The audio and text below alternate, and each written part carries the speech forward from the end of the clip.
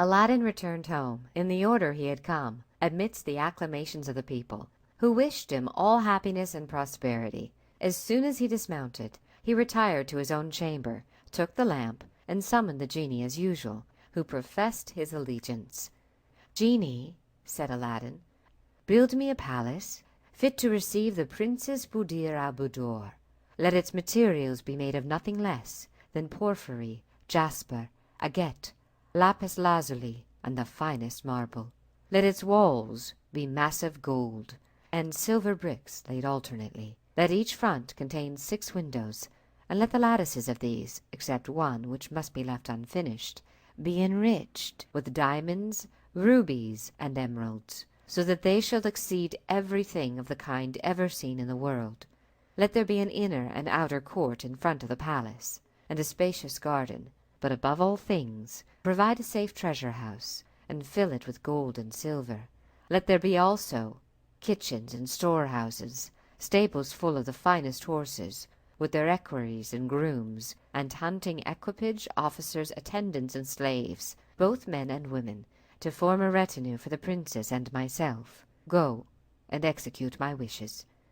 When Aladdin gave these commands to the genie, the sun was set. The next morning at daybreak, the genie presented himself, and having obtained Aladdin's consent, transported him in a moment to the palace he had made.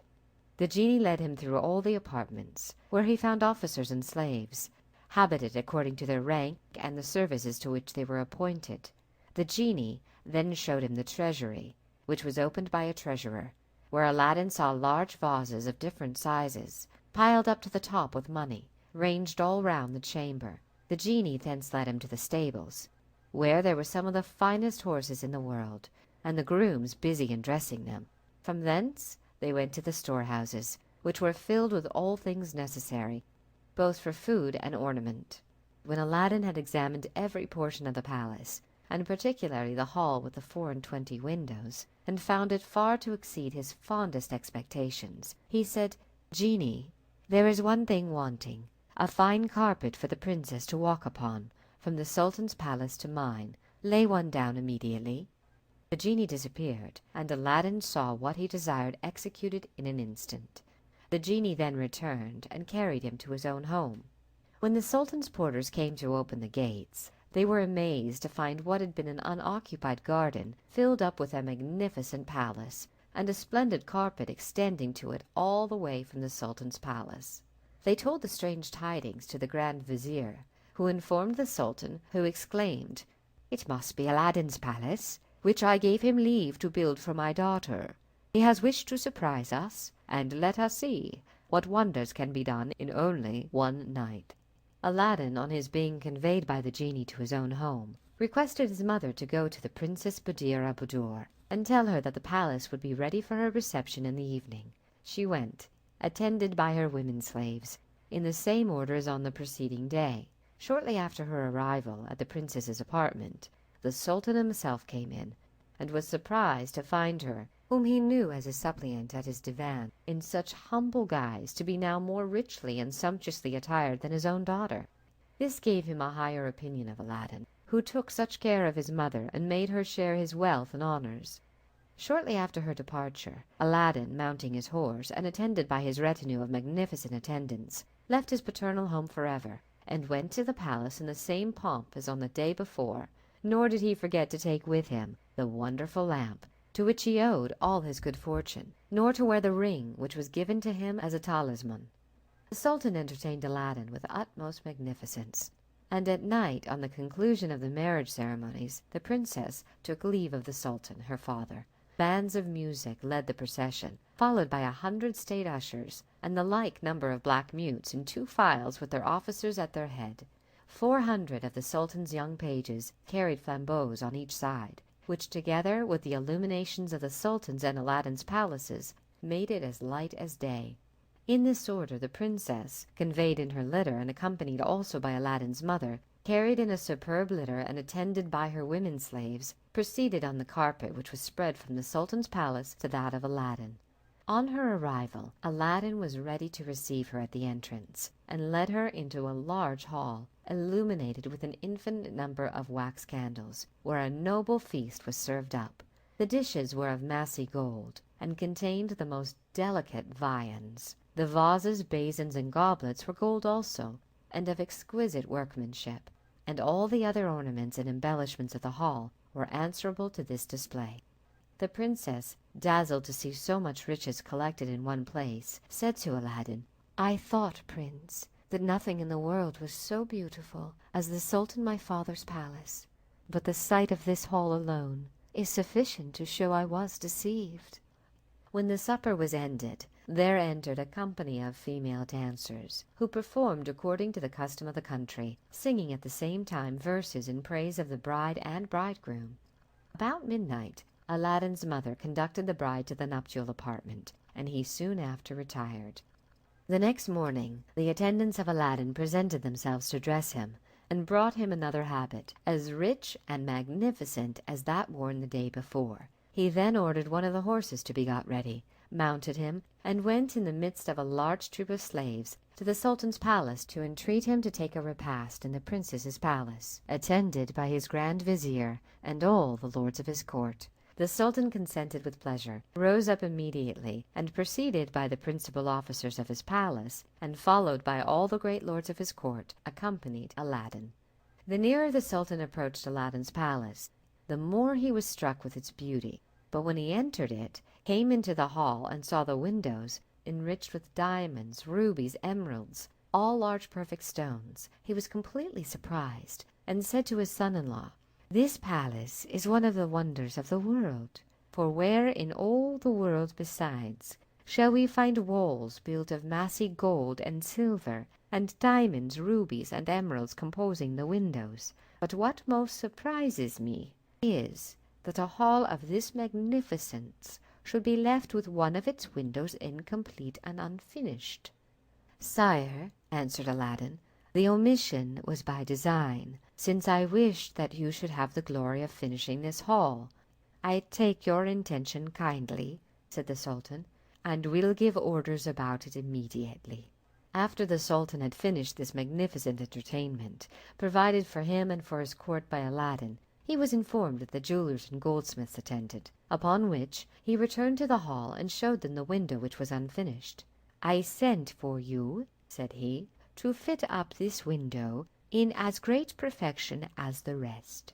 Examine them well, and make all the dispatch you can." The jewelers and goldsmiths examined the 23 windows with great attention, and after they consulted together to know what each could furnish, they returned and presented themselves before the Sultan, whose principal jeweler, undertaking to speak for the rest, said, "Sire, we are all willing to exert our utmost care and industry to obey you, but among us all we cannot furnish jewels enough for so great a work." "I have more than are necessary," said the Sultan. "Come to my palace, and you shall choose what may answer your purpose." When the Sultan returned to his palace, he ordered his jewels to be brought out, and the jewelers took a great quantity, particularly those Aladdin had made him a present of, which they soon used without making any great advance in their work. They came again several times for more, and in a month's time had not finished half their work. In short, they used all the jewels the Sultan had, and borrowed of the Vizier, but yet the work was not half done.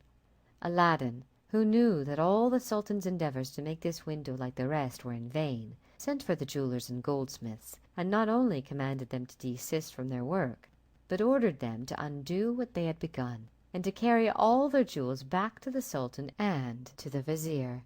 They undid in a few hours what they had been 6 weeks about, and retired, leaving Aladdin alone in the hall. He took the lamp which he carried about him, rubbed it, and presently the genie appeared. "Genie," said Aladdin, "I ordered thee to leave one of the 24 windows of this hall imperfect, and thou hast executed my commands punctually. Now I would have thee make it like the rest." The genie immediately disappeared. Aladdin went out of the hall, and returning soon after, found the window as he wished it to be, like the others. In the meantime, the jewelers and goldsmiths repaired to the palace, and were introduced into the Sultan's presence, where the chief jeweler presented the precious stones which he had brought back. The Sultan asked them if Aladdin had given them any reason for so doing, and they answering that he had given them none, he ordered a horse to be brought, which he mounted and rode to his son-in-law's palace, with some few attendants on foot, to inquire why he had ordered the completion of the window to be stopped.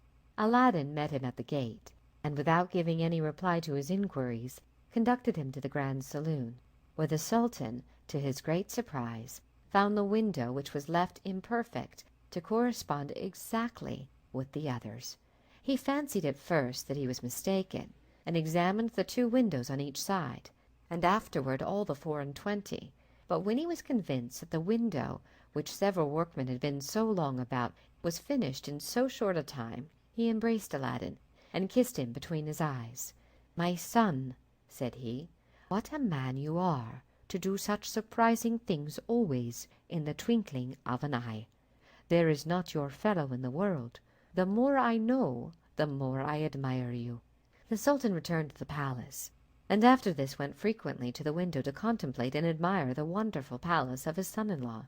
Aladdin did not confine himself in his palace, but went with much state, sometimes to one mosque, sometimes to another, to prayers, or to visit the Grand Vizier, or the principal lords of the court. Every time he went out, he caused 2 slaves who walked by the side of his horse to throw handfuls of money among the people as he passed through the streets and squares. This generosity gained him the love and blessings of the people, and it was common for them to swear by his head. Thus Aladdin, while he paid all respect to the Sultan, won by his affable behavior and liberality the affections of the people. Aladdin had conducted himself in this manner several years, when the African magician, who had for some years dismissed him from his recollection, determined to inform himself with certainty whether he perished, as he supposed, in the subterranean cave or not. After he had resorted to a long course of magic ceremonies, and had formed a horoscope by which to ascertain Aladdin's fate, what was his surprise to find the appearances to declare that Aladdin, instead of dying in the cave, had made his escape, and was living in royal splendor by the aid of the genie of the wonderful lamp. On the very next day, the magician set out, and travelled with the utmost haste to the capital of China, where on his arrival he took up his lodgings in a khan. He then quickly learned about the wealth, charities, happiness, and splendid palace of Prince Aladdin. Directly he saw the wonderful fabric, he knew that none but the genies, the slaves of the lamps, could have performed such wonders, and piqued to the quick at Aladdin's high estate, he returned to the khan. On his return he had recourse to an operation of geomancy, to find out where the lamp was, whether Aladdin carried it about with him, or where he left it. The result of his consultation informed him, to his great joy, that the lamp was in the palace.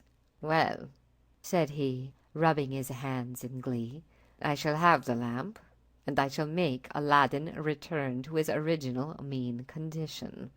The next day the magician learnt from the chief superintendent of the khan where he lodged that Aladdin had gone on a hunting expedition, which was to last for 8 days, of which only 3 had expired. The magician wanted to know more. He resolved at once on his plans. He went to a coppersmith and asked for 12 copper lamps. The master of the shop told him he had not so many by him, but if he would have patience till the next day, he would have them ready. The magician appointed his time, and desired him to take care that they should be handsome and well polished. The next day the magician called for the 12 lamps, paid the man his full price, put them into a basket hanging on his arm, and went directly to Aladdin's palace. As he approached, he began crying, "Who will exchange old lamps for new ones?" As he went along, a crowd of children collected, who hooted and thought him, as did all who chanced to be passing by, a madman or a fool to offer to change new lamps for old ones. The African magician regarded not their scoffs, hootings, or all they could say to him, but still continued crying, "Who will change old lamps for new ones?" He repeated this so often, walking backward and forward in front of the palace, that the princess, who was then in the hall with the 24 windows, hearing a man cry something, and seeing a great mob crowding about him, sent one of her women slaves to know what he cried.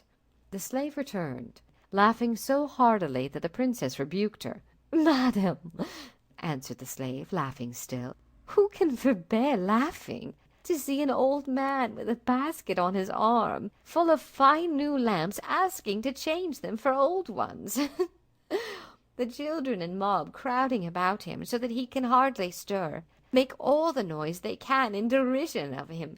Another female slave, hearing this, said, "Now you speak of lamps. I know not whether the princess may have observed it, but there is an old one upon a shelf of the Prince Aladdin's robing room, and whoever owns it will not be sorry to find a new one in its stead. If the princess chooses, she may have the pleasure of trying if this old man is so silly as to give a new lamp for an old one, without taking anything for the exchange." The princess, who knew not the value of this lamp, and the interest that Aladdin had to keep it safe, entered into the pleasantry, and commanded a slave to take it and make the exchange. The slave obeyed, went out of the hall, and no sooner got to the palace gates than he saw the African magician, called to him, and showing him the old lamp, said, "Give me a new lamp for this." The magician never doubted but this was the lamp he wanted. There could be no other such in this palace, where every utensil was gold or silver. He snatched it eagerly out of the slave's hands, and thrusting it as far as he could into his breast, offered him his basket, and bade him choose which he liked best. The slave picked out one and carried it to the princess, but the change was no sooner made than the place rung with the shouts of the children, deriding the magician's folly. The African magician stayed no longer near the palace, nor cried any more, "New lamps for old ones," but made the best of his way to his khan. His end was answered, and by his silence he got rid of the children and the mob. As soon as he was out of sight of the two palaces, he hastened down the least frequented streets, and having no more occasion for his lamps or baskets, sat all down in a spot where nobody saw him. Then going down another street or two, he walked till he came to one of the city gates, and pursuing his way through the suburbs, which were very extensive, at length reached a lonely spot, where he stopped till the darkness of the night, as the most suitable time for the design he had in contemplation. When it became quite dark, he pulled the lamp out of his breast and rubbed it. At that summons the genie appeared, and said, "What wouldst thou have? I am ready to obey thee as thy slave, and the slave of all those who have that lamp in their hands, both I and the other slaves of the lamp." "I command thee," replied the magician, "to transport me immediately, and the palace, which thou and the other slaves of the lamp have built in this city, with all the people in it, to Africa." The genie made no reply, but with the assistance of the other genies, the slaves of the lamp immediately transported him and the palace entire to the spot whither he had been desired to convey it. Early the next morning, when the Sultan, according to custom, went to contemplate and admire Aladdin's place, his amazement was unbounded to find that it could nowhere be seen. He could not comprehend how so large a palace, which he had seen plainly every day for some years, should vanish so soon, and not leave the least remains behind. In his perplexity, he ordered the Grand Vizier to be sent for with expedition. The Grand Vizier, who in secret bore no good will to Aladdin, intimidated his suspicion that the palace was built by magic, and that Aladdin had made his hunting excursion an excuse for the removal of his palace with the same suddenness with which it had been erected. He induced the Sultan to send a detachment of his guard, and to have Aladdin seized as a prisoner of state. On his son-in-law being brought before him, he would not hear a word from him, but ordered him to be put to death. The decree caused so much discontent among the people, whose affection Aladdin had secured by his largesses and charities, that the Sultan, fearful of an insurrection, was obliged to grant him his life. When Aladdin found himself at liberty, he again addressed the Sultan. "Sire, I pray you to let me know the crime by which I have thus lost the favour of thy countenance." "Your crime," answered the Sultan, "wretched man, Do you not know it? Follow me, and I will show you." The Sultan then took Aladdin into the apartment from whence he was wont to look at and admire his palace, and said, "You ought to know where your palace stood. Look, mind, and tell me what has become of it." Aladdin did so, and being utterly amazed at the loss of his palace, was speechless. At last, recovering himself, he said, "It is true, I do not see the palace. It is vanished, but I had no concern in its removal. I beg you to give me 40 days, and if in that time I cannot restore it, I will offer my head to be disposed of at your pleasure. I give you the time you ask, but at the end of the 40 days, forget not to present yourself before me." Aladdin went out of the Sultan's palace in a condition of exceeding humiliation. The lords, who had courted him in the days of his splendor, now declined to have any communication with him. For 3 days he wandered about the city, exciting the wonder and compassion of the multitude by asking everybody he met if they had seen his palace or could tell him anything of it. On the 3rd day he wandered into the country, and as he was approaching a river, he fell down the bank with so much violence that he rubbed the ring which the magician had given him so hard by holding on the rock to save himself, that immediately the same genie appeared whom he had seen in the cave where the magician had left him. "What wouldst thou have?" said the genie. "I am ready to obey thee as thy slave, and the slave of all those that have that ring on their finger, both I and the other slaves of the ring."